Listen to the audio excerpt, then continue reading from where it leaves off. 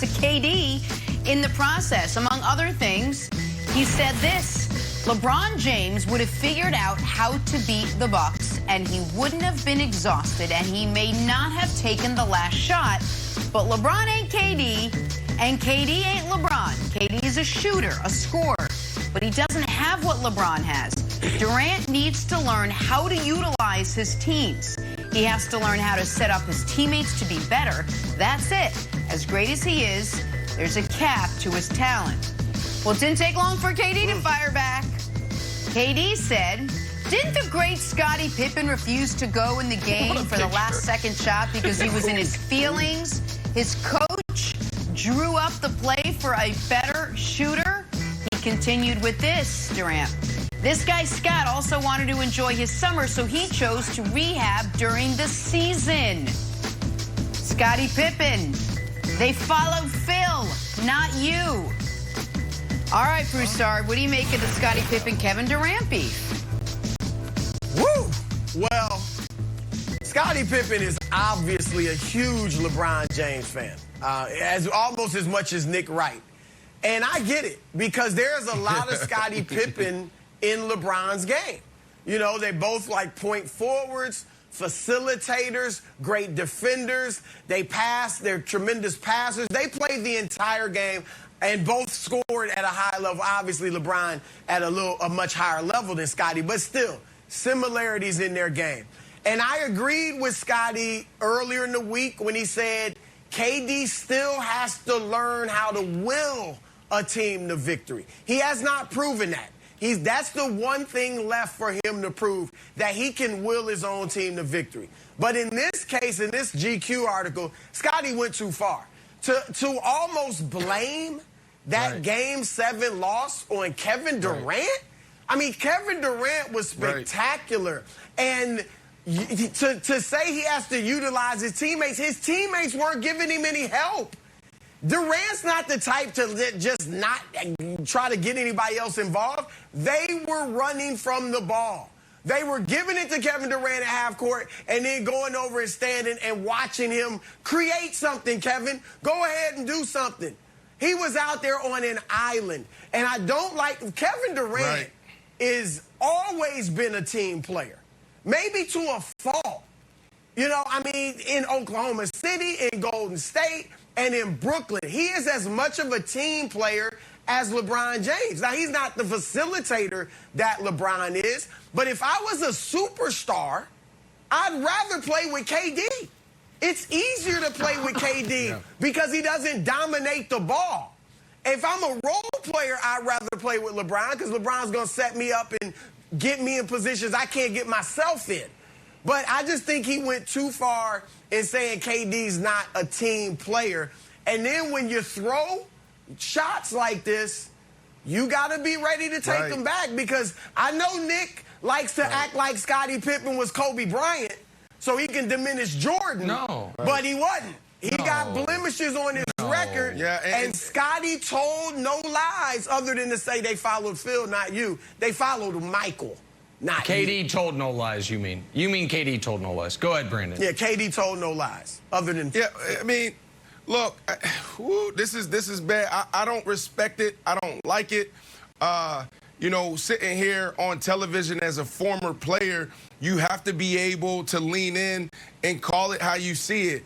But I'm always going to be pro player. I'm always going to give the player the benefit of the doubt because I sat in their seats. I sat in those locker rooms, and you understand it. There's outside of that locker room, people they're not going to get it, not going to understand it. So for Scottie Pippen to actually stand up and kind of demean KD, and you talked about the Game 7 and just comparing play. Like, you don't do that. There's a way of doing it without disrespecting the game and disrespecting a player.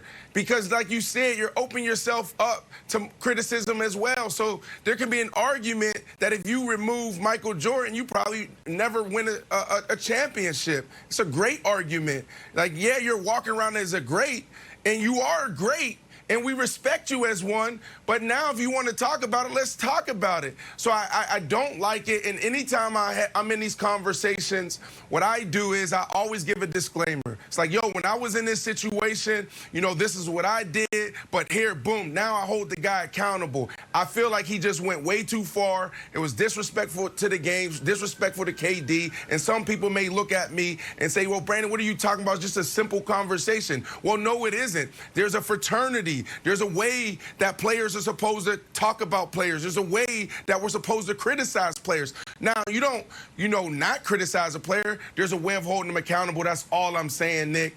I just don't like it. Yeah. He went a little too far. And I understand that. And I also, listen, I am not, Wilds, I'm not engaging in a lot of the kind of tertiary Kevin Durant slights that have been going on since Game 7 because I thought he was brilliant in Games 5, 6, and 7.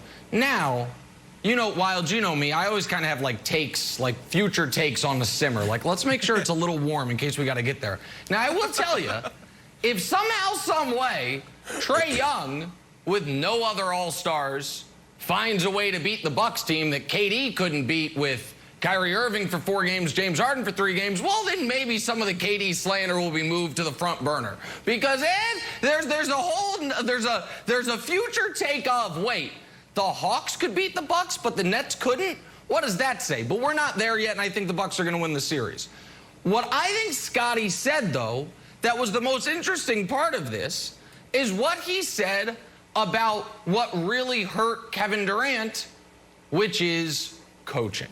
Can we show it? That's right. Because this is a great point by Scotty. Here's the quote. Durant was so exhausted, he couldn't go to the bucket. I'm going to be honest. Felt like Steve Nash should have put KD on the block. Just let him sit there and throw passes so he could rest. But he kept him at the top of the floor where they were getting all up under him. It wasn't fair, but that's just coaching. Steve Nash is an inexperienced coach, so he got to know he wore KD down. And I think that is absolutely right. You can't, Wilds, prevent Kevin Durant's injury.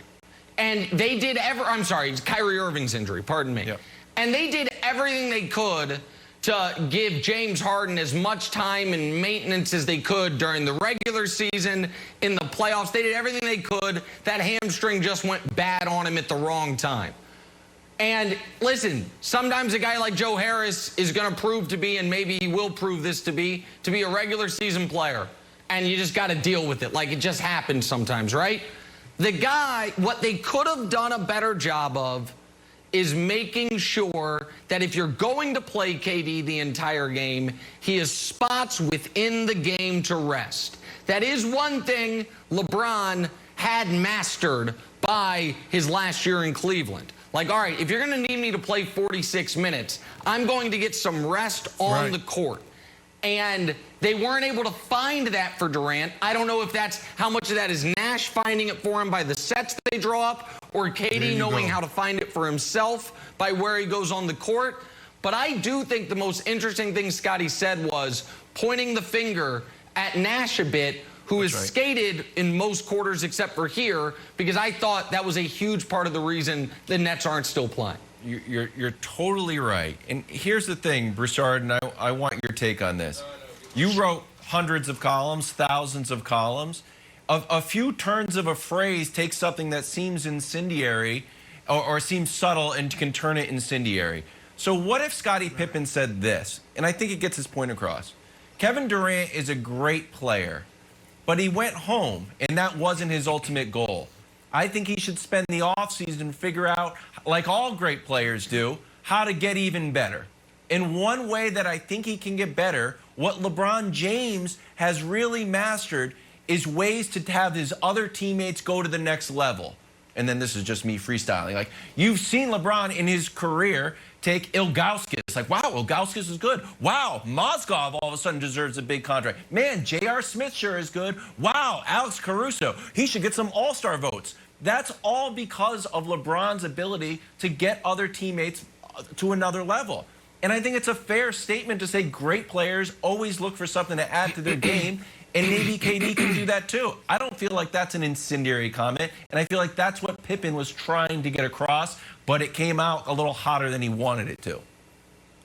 Yeah, I think it was fair, especially the first half of your column. That was very well written, Wilds. I give you credit for that. But I don't look. Kevin Durant's an entirely different type of player than LeBron James. Kevin Durant is not the facilitator that LeBron is. He's more of a pure scorer. That's why, like I said, in some ways he's easier to play with because he's not going to dominate the ball. He's not going to over-dribble. You kind of fit him in. I guarantee you, Kyrie enjoys playing with KD more than with LeBron just because of it makes more room for Kyrie to do his thing. And so, and here, the thing, Nick, with the exhaustion, can we see the last shot again? Because I'm not, you know, I don't blame all of this on Steve Nash. We're trying to win a game 7. I got to go with my dog. Look at everybody else. Stop it right there. Look at his 4 teammates. They're just standing literally on the left side of the... That's what timeouts are for. That's James Harden over there. I get Joe Harris and Bruce Brown and all that. Why is James Harden acting like he's a ninth man? Call timeout right there. That's ridiculous. And that's what it was Steve the entire overtime and the end of fourth quarter. And so if they would have given Harden, Durant some help, then he can rest on the court, Nick. But when they're just giving him the ball saying, go do it, big guy, it's hard to get a little break on the court. Big guy. Yeah, I mean, just to close the loop on this coaching thing, man, the reason why I always push back on you, Nick, when you don't crush Steve Nash, you just call it how you see it. And yes, he is inexperienced.